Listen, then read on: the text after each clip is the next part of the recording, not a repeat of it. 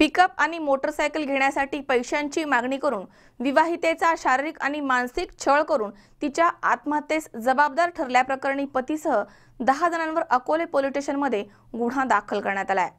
Pickup आणि motorcycle घेण्यासाठी पैशांची मागणी करून विवाहितेचा शारीरिक मानसिक छळ करून तिला शिवीगाळ, दमदाटी आणि मारहाण करून तिला आत्महत्येस प्रवृत्त केलं आणि तिच्या मृत्यूस कारणीभूत ठरल्याप्रकरणी पतीसह 10 जणांवरती अकोले पोलीस ठाण्यामध्ये गुन्हा दाखल करण्यात आला आहे।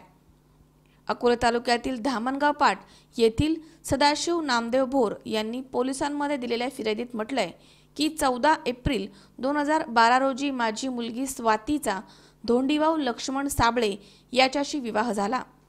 तिचा पती वारंवार पिकअप आणि मोटरसायकल घेण्यासाठी पैशांची मागणी करत असे आणि तिचा शारीरिक मानसिक छळ करून शिवीगाळ, दमदाटी करून मारहाण करत होता। नेहमीच्या त्रासाला कंटाळून स्वाती हिनं 19 एप्रिल रोजी सायंकाळी 5 वाजेच्या सुमारास फॉरेट नावाचा विषारी पदार्थ घेतला। तिच्या पतीने याबाबत आपल्याला फोन करून स्वातीनं विष घेतलं असून तिला कोतुळ येथे ग्रामीण रुग्णालयामध्ये घेऊन जात असल्याचं सांगितलं।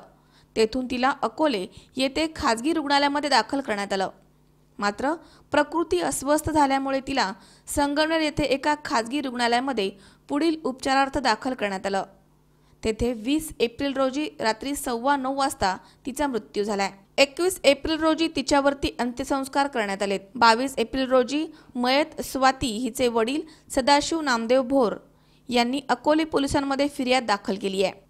त्यानुसार स्वातीचा पती धोंडीभाऊ लक्ष्मण साबळे, ननंद आशा ज्ञानेश्वर चौधरी, उषा प्रदीप पापळ, प्रदीप दत्तू पापळ, जावयाचे मित्र सागर भाऊसाहेब चौधरी, अशोक भाऊसाहेब चौधरी, राजू बाळासाहेब चौधरी, दीपक बादशाह चौधरी, वैभव एकनाथ साबळे, तुषार सुनील देशमुख यांच्या विरुद्ध गुन्हा दाखल करण्यात आलाय।